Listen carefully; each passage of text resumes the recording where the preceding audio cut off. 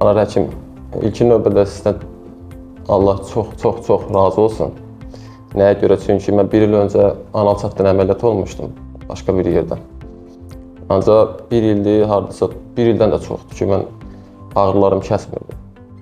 Dünyam qarışırdı, hətta belə desək. Bilmirdim da, yəni çarəsini də tapa bilən həkim yox idi. Sonra sosial şəbəkədən sizi tapdım, Anar həkim.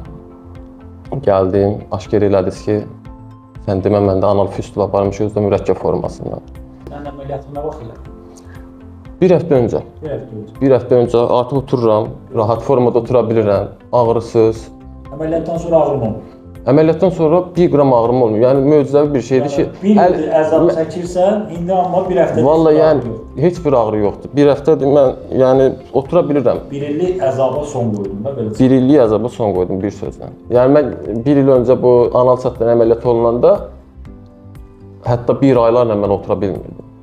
Həkimə gedirəm, həkimlər deyir ki, yaxşıdır, normaldır. Yəni normaldırsa mən niyə otura bilmirəm? Yəni sonra Nə yaxşı oturmuşsun? Şükür.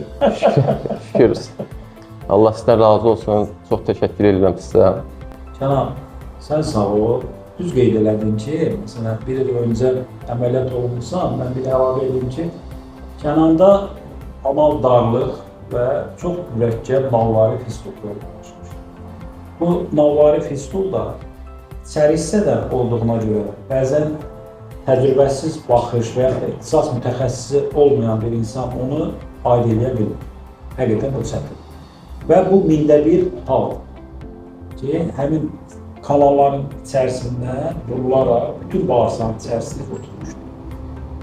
Şükürlər olsun, yəni buna aşkar elədik, əməliyyat elədik 1 həftə öncə və nə xoş bizə ki, sən bugün sevinərək bizi ilə bölüşürsən.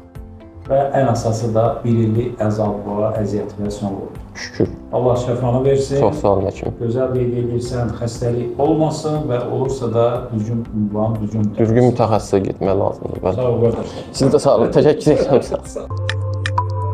HCC Clinical Hospital. Sağlamlığınızı bizə etibar edin.